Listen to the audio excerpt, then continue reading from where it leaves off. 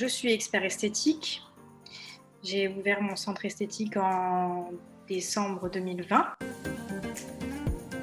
Réaliser des soins esthétiques poussés avec des nouvelles technologies et surtout des produits, des techniques nouvelles en fait en esthétique. Je ne suis pas du tout sur l'esthétique traditionnelle comme on peut le voir dans des instituts de beauté classiques. Actuellement, c'est une SASU. Donc, j'ai fait une société qui s'appelle donc le Skin Lab, centre esthétique à Porto-Vecchio. Ce sont des soins esthétiques, donc tout ce qui est nouveau, plutôt tourné en fait vers la médecine esthétique, de l'esthétique médicale plutôt, parce que pour faire de la médecine esthétique, il faut être médecin.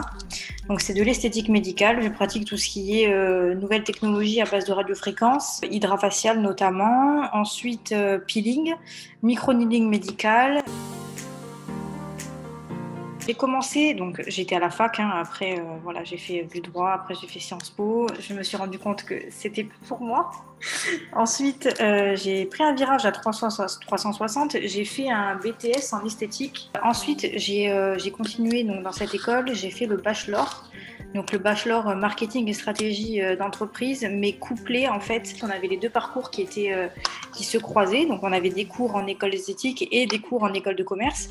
Donc le bachelor marketing et stratégie d'entreprise. Et ensuite j'ai suivi des formations en interne dans des boîtes de la région, à Paris, etc. Pour me former aux nouvelles techniques. J'avais fait mes stages, c'est Parfum Christian Dior. Voilà. Donc le stage de première année de BTS, je l'avais fait dans une boutique qui était en dessous de chez moi, mais c'était pas un stage qui durait longtemps. C'est pas vraiment important comme stage. Mais deuxième année et troisième année, du coup, j'ai fait chez Parfum Christian Dior. Voilà, en tant que chef de secteur et commerciale et animatrice formatrice en fait pour la région Sud-Est. L'esthétique, c'est un métier de passion avant tout. Moi, l'esthétique, je pensais pas en fait avant d'arriver à l'école. Je pensais pas que c'était possible de faire de sa passion son métier comme ça en fait. Ils nous ont vraiment donné le goût de la chose bien faite et d'aller au bout de nos projets. Et je pensais jamais ouvrir mon entreprise avant cette année, voilà. Mais je voulais vraiment aller au bout de la chose et j'y suis arrivée assez tôt. Tant mieux pour moi, mais je ne pensais pas à la base. J'arrive le matin, donc je fais tout ce qui est transaction de la veille. En fait, comme je suis équipée d'un TPE, je m'occupe surtout de la compta le matin quand j'arrive. Ensuite, je vérifie que tous mes rendez-vous, donc que j'ai pas de doublons, parce que ça peut arriver de se tromper, donc je vérifie vraiment tout ça. Ensuite, je m'occupe d'envoyer des textos aux clientes qui m'ont demandé de les prévenir avant leur rendez-vous. Voilà, ensuite j'accueille la première cliente et ensuite ma journée se déroule comme ça. Je fais du non-stop, donc je fais 9h, 18h en ce moment, mais sinon je ferme à 20h en non-stop. Je travaille toute seule, donc pour l'instant je m'organise comme ça. Et voilà, et ensuite le soir, quand je pars, je range, je nettoie encore et encore, ce que j'ai déjà fait au cours de la journée, avant et après chaque cliente. Surtout maintenant avec le Covid, on a des rituels de nettoyage qui sont un peu plus longs que d'habitude, mais bon, c'est nécessaire, voilà. Donc, je m'occupe surtout de ça. Et ensuite, je check pour la journée du lendemain, que tout se passe bien, je ferme et je refais ma compta avant de fermer, bien sûr, et je ferme et je pars. Voilà. Je suis habituée à travailler en équipe, mais là, c'est vrai que depuis que je travaille ici dans mon centre esthétique, pour l'instant, je travaille toute seule. Mais très certainement que je vais devoir embaucher rapidement, je pense. Je pense qu'il faut être très sérieux, vraiment très très sérieux, très consciencieux. Il faut vraiment avoir envie de faire bien, en fait.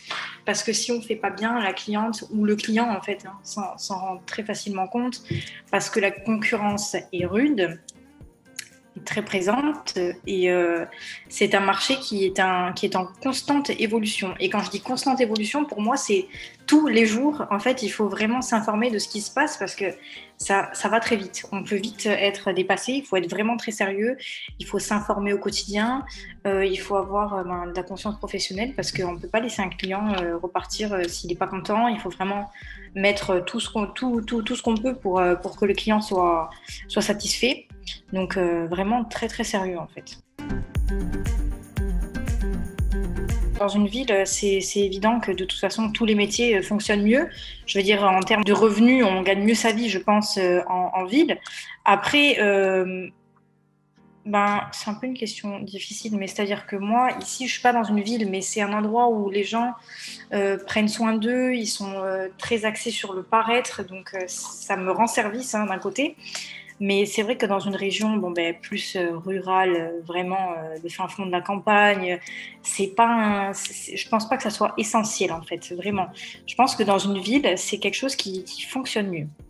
Et ça s'est vérifié, c'est-à-dire que j'ai des anciennes camarades de classe qui ont fait leurs instituts, et je parle d'instituts traditionnels, qui ont fait leurs instituts et elles sont dans les petits villages en province. Et en Provence, du coup. Et c'est pas quelque chose qui marche très fort. C'est-à-dire que par rapport à celles qui ont fait leur commerce en ville, la différence, elle est nette, quoi. Elles n'ont pas du tout la même clientèle. Moi, ici, j'ai une clientèle très haut de gamme, donc c'est très bien. Mais après, je me spécialise pas du tout là-dedans. C'est-à-dire que moi, j'ai envie que tout le monde puisse venir chez moi. Donc, j'ai plusieurs prix, j'ai plusieurs tarifs, voilà, j'ai plusieurs types de prestations. Donc, il faut pas se... Évidemment, dans une zone rurale, je pense que les gens n'ont pas le même pouvoir d'achat. Voilà. Je pense que je vais en ouvrir plusieurs et ça, je pense que ça risque de se faire très rapidement parce que il faut battre le fer tant qu'il est chaud. Et je pensais que ça allait être beaucoup plus difficile en fait de faire ma propre société. Et je me rends compte que en fait, ça s'est passé très très rapidement et très bien parce que j'ai choisi aussi les bons prestataires. Mais je pense que je vais en ouvrir plusieurs et pas forcément que en Corse, donc peut-être sur le continent, donc du coup avoir des nouveaux collaborateurs.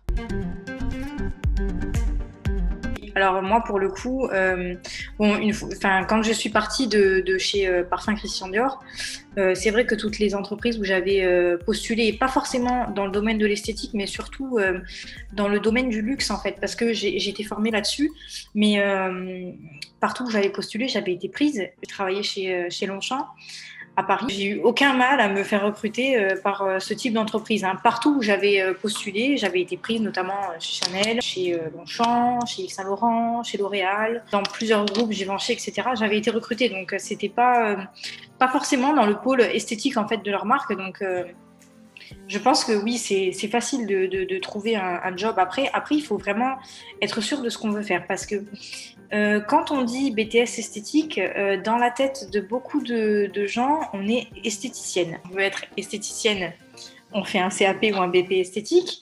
Et là, c'est pas le cas. En fait, pour un institut traditionnel, on n'est pas recrutable parce qu'en fait, on coûte trop cher, on est trop formé. Le salaire minimum, en fait, de toutes les filles que je connais, moi y compris, quand on sort d'un BTS esthétique, c'est minimum 2 000 € net par mois. En dessous, en fait, on ne prend pas parce qu'on a fait plusieurs années d'études. On a payé une école, on n'a pas envie d'avoir un job qui nous paye 1 200 € quoi.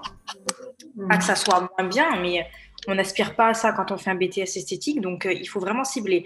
C'est-à-dire que quand on fait un BTS, on ne va pas postuler dans un institut de beauté du quartier. Voilà. On postule, nous, plus souvent, dans des grandes marques, des grandes maisons, des gros centres, aussi des gros spas, parce qu'il y en a qui se sont destinés après à travailler dans des spas. Et oui, je pense que c'est facile de trouver du boulot après. Ouais. C'est cliché, mais le contact en fait avec les clients. Moi, j'aime en fait la recherche du besoin, vraiment comprendre en fait pourquoi le client s'est tourné vers moi. Bien sûr, après la satisfaction du client, quand une fois qu'il est parti, quand on nous rappelle une semaine après pour nous dire le soin c'était trop bien, les produits que vous m'avez vendus c'est top. J'aime en fait voir le client revenir chez moi. J'aime que les autres clients viennent de la part d'autres personnes qui sont déjà venues chez moi. J'aime le conseil en fait. Voilà. Oui, C'est tous les jours pareil. Je suis fermée du coup le dimanche et le lundi.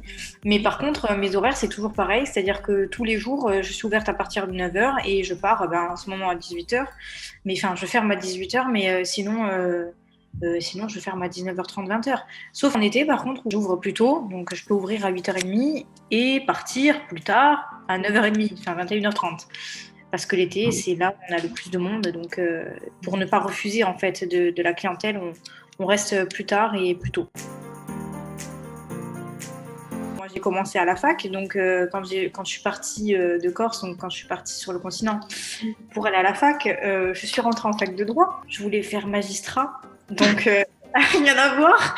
Mais bon, j'étais sûre que je pouvais y arriver, hein. Pas que j'aurais pas pu, hein, mais c'est que ce monde-là, en fait, ce milieu m'a pas forcément trop branchée.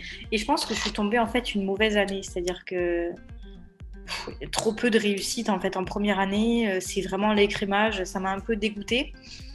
Donc ça nous a mis un petit peu en situation d'échec et j'ai pas trop supporté en fait l'échec scolaire vu que j'étais un petit peu la première de la classe tout le temps, je l'ai mal vécu. Donc j'ai changé et après du coup je suis partie à Sciences Po et là pareil, je pensais vraiment finir autrement que dans un centre esthétique, mais plutôt en fait conseiller territorial ou un truc comme ça, vu que voilà, j'étais dans un truc bien précis. Mais rien à voir, ouais. Rien à voir. J'ai aucun problème avec ça, y a pas de souci. Salaire, là pour l'instant je ne me verse pas de salaire, donc je me verserai un salaire à partir du mois de mars. Mais par contre je peux te dire combien ma société fait de chiffre d'affaires par jour. Janvier, février, je tourne à 1400 € par jour de chiffre d'affaires. Je travaille seule, hein, je précise, hein.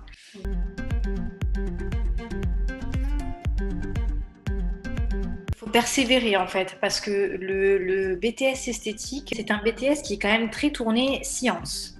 Et moi, j'étais nulle en sciences, d'accord? Mais quand je dis nulle, c'est que mon niveau était très proche de zéro, ok? Donc, on a du coup suivi des cours un peu de soutien en fait, hein, en première année et seconde année de BTS pour en fait se remettre à niveau. Parce que c'était pas possible, hein, avoir 0 en physique-chimie, c'était pas jouable. Je vois bien que maintenant, ça a porté ses fruits, puisque aujourd'hui, je n'ai que des marques en fait très scientifiques, des marques médicales, des marques pharmaceutiques. Donc, je travaille qu'avec des laboratoires pharmaceutiques et des médecins en fait.